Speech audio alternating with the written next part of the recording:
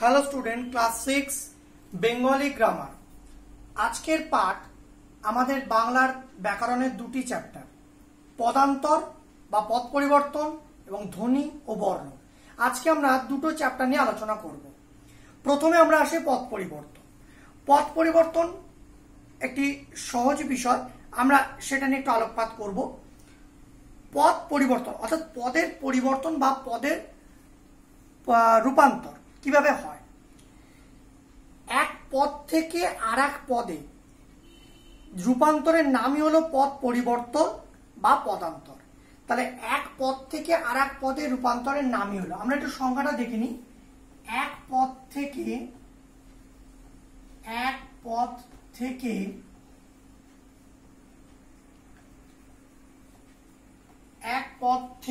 আর এক পদে, এক পদ থেকে আর এক পদে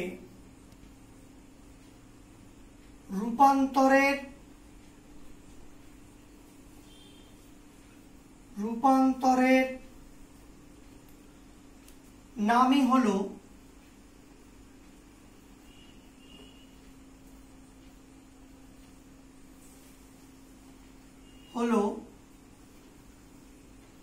পদ পরিবর্তন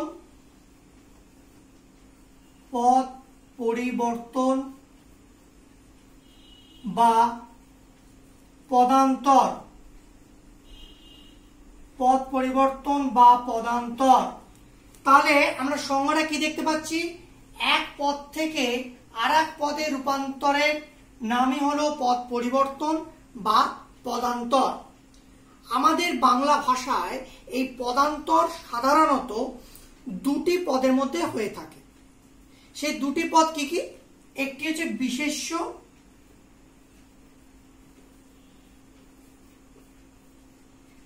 আর অপরটি হচ্ছে বিশেষণ। একটি হচ্ছে বিশেষ্য আর একটি হচ্ছে বিশেষণ। অর্থাৎ বিশেষ্য পদ থেকে বিশেষণ পদের পরিবর্তন হয় বা পদান্তর ঘটে, আবার বিশেষণ থেকে বিশেষ্য পদে পরিবর্তন ঘটে বা পদান্তর ঘটে। এই দুটো পদে যে রূপ পরিবর্তন, সেটাকে এক কথায় বলা হয় পদান্তর বা পদ পরিবর্তন। আমি তাহলে সংজ্ঞাটা আরেকবার বলছি। এক পদ থেকে আর এক পদে রূপান্তরের নামই হলো পদ পরিবর্তন বা পদান্তর। অর্থাৎ বিশেষ্য পদে দেওয়া থাকলে তার পরিবর্তিত রূপ বিশেষণে আমাদের লিখতে হবে, বিশেষণে যদি দেওয়া থাকে তার পরিবর্তিত রূপ বিশেষ্য পদে লিখতে হবে। আমরা এরপর কিছু নমুনা দেখে নেব। আমরা পদ পরিবর্তনের সংজ্ঞা কাকে বলে সেটা জানলাম, এবং পদের যে পরিবর্তন হয় যে দুটি পদের মধ্যে, বিশেষ্য থেকে বিশেষণ এবং বিশেষণ থেকে বিশেষ্য পদে যে পরিবর্তিত রূপ, সেগুলো নিয়ে আমরা একটু তার নমুনাগুলো দেখব। প্রথমে আমরা দেখব বিশেষ্য পদ থেকে কিভাবে বিশেষণ পদে রূপান্তরিত হচ্ছে রূপগুলি।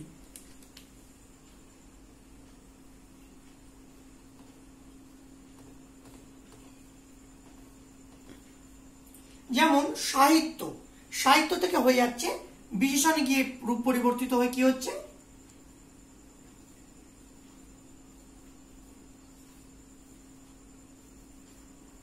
সাহিত্যিক। সাহিত্য থেকে সাহিত্যিক।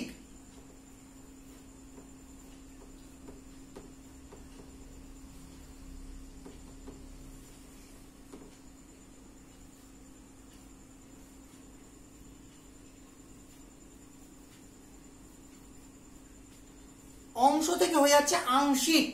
অর্থাৎ অংশটা হচ্ছে বিশেষ্য রূপ, তার পরিবর্তিত রূপ হচ্ছে আংশিক। ঠিক যেমন করে সাহিত্যটা হচ্ছে বিশেষ্যের রূপ, একটা পদ, বিশেষ্য পদ, পরিবর্তিত রূপ হচ্ছে সাহিত্যিক বিশেষণে। ঠিক একইভাবে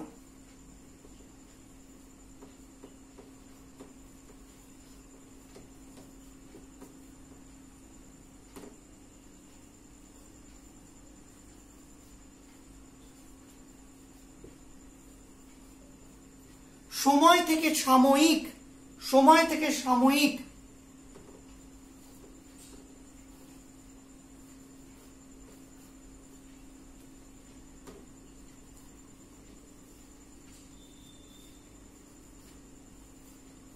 জীবন থেকে জীবিত, জীবন থেকে জীবিত।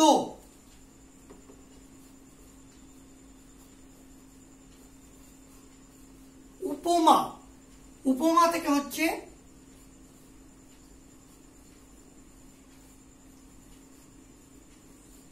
উপমিত, উপমা থেকে উপমিত।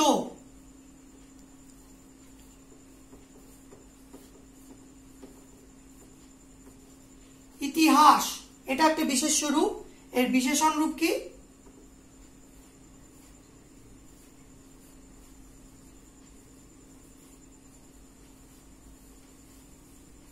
ঐতিহাসিক।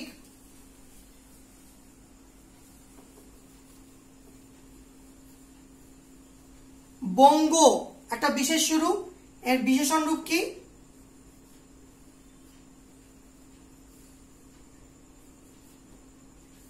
বঙ্গীয়। তাহলে আমরা এখানে রূপগুলো দেখতে পেলাম, কি কি পেলাম? সাহিত্য থেকে সাহিত্যিক, অংশ থেকে আংশিক, সময় থেকে সাময়িক, জীবন থেকে জীবিত, উপমা থেকে উপমিত, ইতিহাস থেকে ঐতিহাসিক, বঙ্গ থেকে বঙ্গীয়। তাহলে এই রূপগুলো হচ্ছে কি? বিশেষ্য।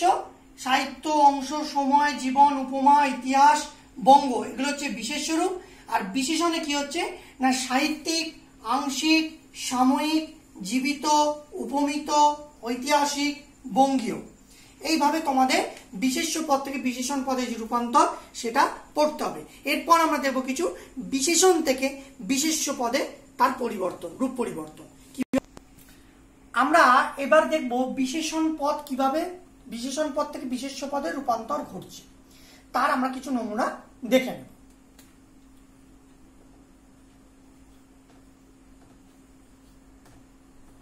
জড়ো, এটা একটা বিশেষণ কথা, যার বিশেষ্য রূপ হচ্ছে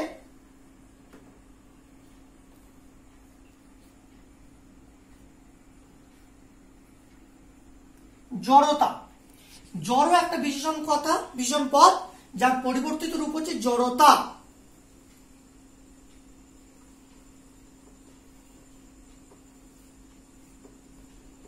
ঠিক একইভাবে শীত বিশেষ্যে গিয়ে সেটা হয়ে যাচ্ছে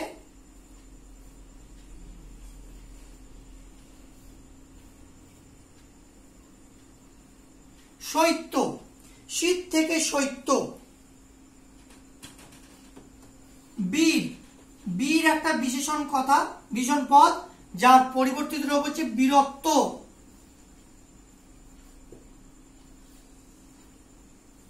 বীরত্ব।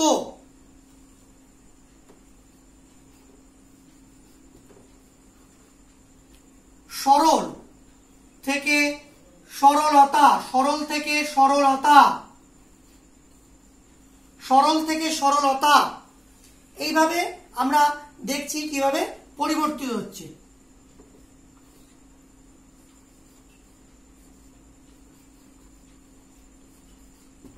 কিশোর, কিশোর থেকে কৈশোর। কিশোর একটা বিশেষণ পদ, যার পরিবর্তিত রূপ বিশেষ্যে গিয়ে হচ্ছে কি কৈশোর।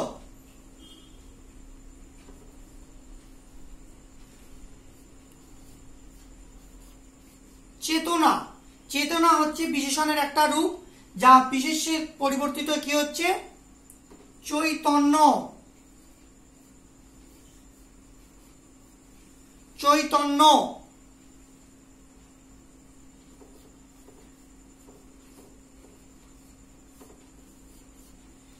বিশেষণের রূপ হচ্ছে পণ্ডিত, বিশেষ্যে গিয়ে হয়ে যাচ্ছে পাণ্ডিত্য।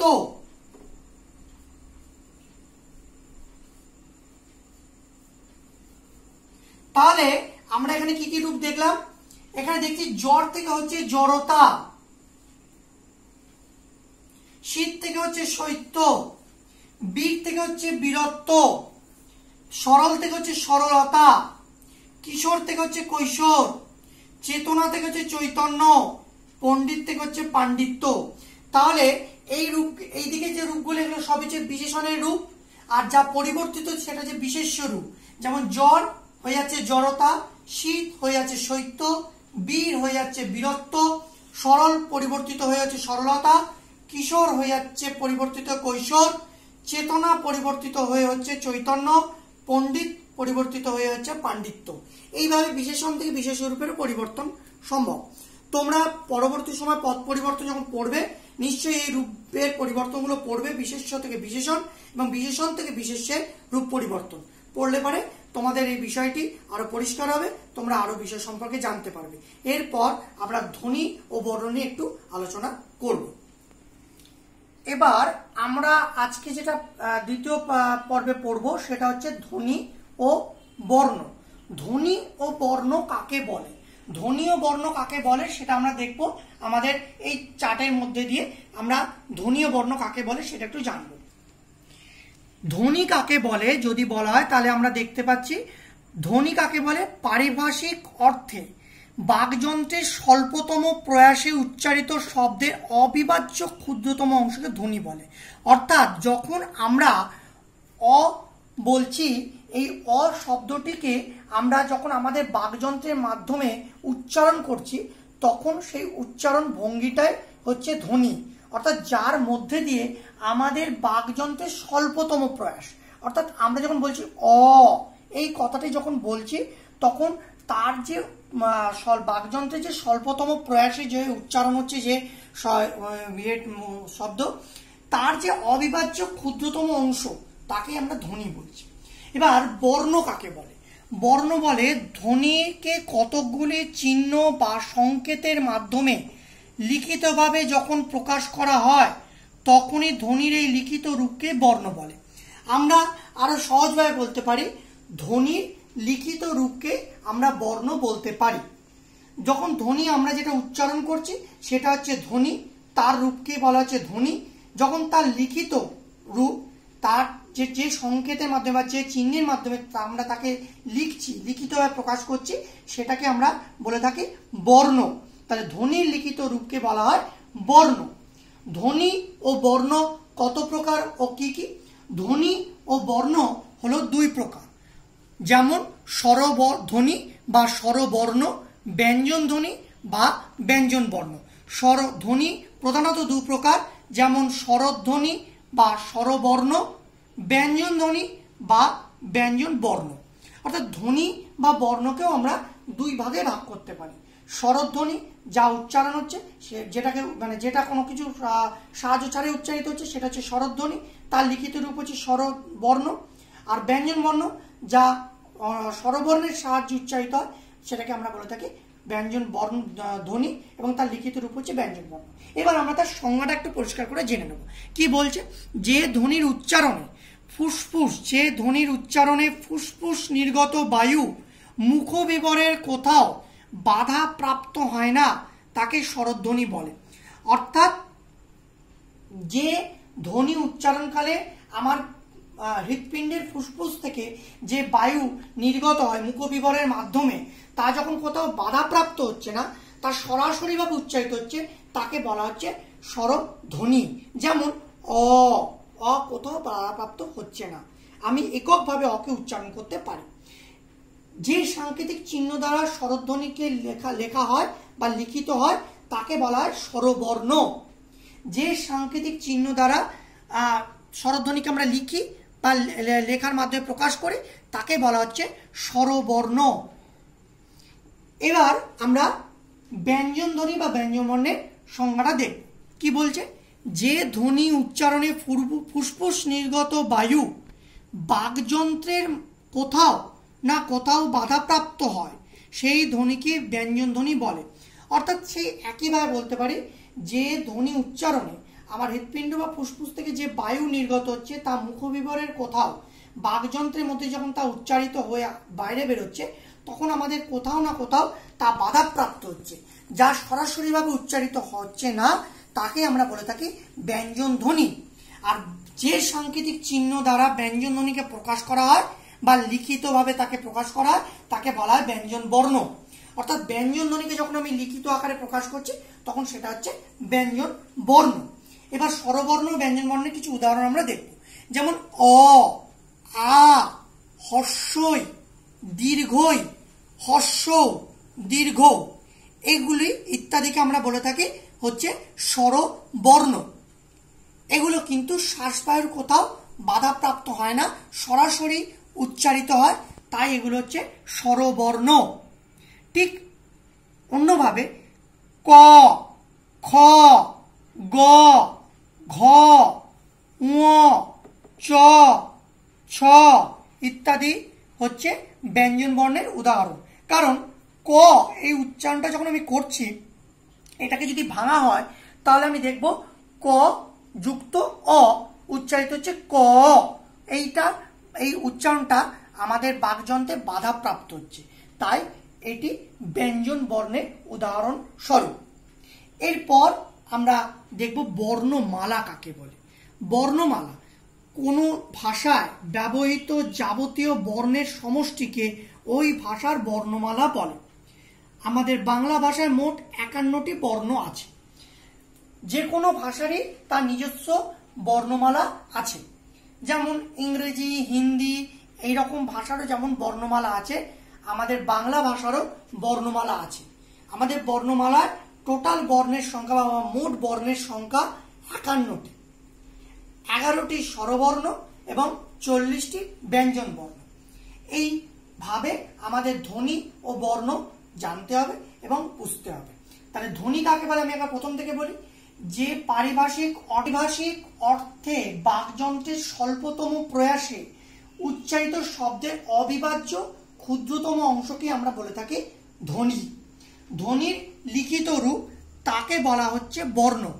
যেমন বলা যেতে পারে ধ্বনিকে কতকগুলি চিহ্ন বা সংকেতের মাধ্যমে লিখিতভাবে প্রকাশ করা হয়, তখনই ধ্বনির এই লিখিত রূপকে বর্ণ বলে। বর্ণকে আমরা ধ্বনি বা বর্ণকে প্রধানত দুভাগে ভাগ করতে পারি। সেই দুটি ভাগ কি কি? স্বরধ্বনি বা স্বরবর্ণ, ব্যঞ্জন ধ্বনি বা ব্যঞ্জন বর্ণ। স্বরধ্বনি বা স্বরবর্ণ কাকে বলে যদি বলা হয়, তার সংজ্ঞায় কি বলছে? যে ধ্বনির উচ্চারণে ফুসফুস নির্গত বায়ু মুখবিবরের কোথাও বাধাপ্রাপ্ত হয় না, তাকে স্বরধ্বনি বলে। যে সাংকেতিক চিহ্ন দ্বারা স্বরধ্বনি লিখিত হয় তাকে স্বরবর্ণ বলে। স্বরবর্ণের যদি উদাহরণ আমরা ধরি, কি কি? অ, আ, হর্ষই, দীর্ঘই, হর্ষ, দীর্ঘ ইত্যাদি। ঠিক অন্যভাবে ব্যঞ্জন ধ্বনি বা ব্যঞ্জন বর্ণের সংজ্ঞায় কি বলছে? যে ধ্বনি উচ্চারণে ফুসফুস নির্গত বায়ু বাকযন্ত্রের কোথাও না কোথাও বাধাপ্রাপ্ত হয়, সেই ধ্বনিকে ব্যঞ্জন ধ্বনি বলে। যে সাংকেতিক চিহ্ন দ্বারা ব্যঞ্জন ধ্বনিকে প্রকাশ করা হয় তাকে ব্যঞ্জন বর্ণ বলে। ব্যঞ্জন বর্ণের উদাহরণ কি কি? ক, খ, গ, ঘ, ঙ, চ, ছ ইত্যাদি। এরপর আসছে বর্ণমালা। বর্ণমালা কাকে বলে? যে কোনো ভাষায় ব্যবহৃত যাবতীয় বর্ণের সমষ্টিকে ওই ভাষার বর্ণমালা বলে। আমাদের বাংলা ভাষারও বর্ণমালা আছে নিজস্ব। সেই বর্ণমালার মোট বর্ণের সংখ্যা 51টি। ধ্বনি ও বর্ণের সংজ্ঞা কাকে বলে, কয় ভাগে ভাগ করা যায়, আমরা আজকে আলোচনা করলাম। তোমরা অবশ্যই ধ্বনি ও বর্ণের চ্যাপ্টারটি পড়বে এবং বিষয় সম্পর্কে আরও ধারণা স্পষ্ট করবে। এর পাশাপাশি আমি আগে যেটা শেখালাম পদ পরিবর্তন, সেটাও অবশ্যই পাঠ করবে এবং পড়বে এবং তা থেকেও ধারণা স্পষ্ট করবে। এই দুটি অধ্যায় ভালো করে ব্যাকরণে পড়বে, তোমাদের বিষয় সম্পর্কে ধারণা আরও স্পষ্ট হবে।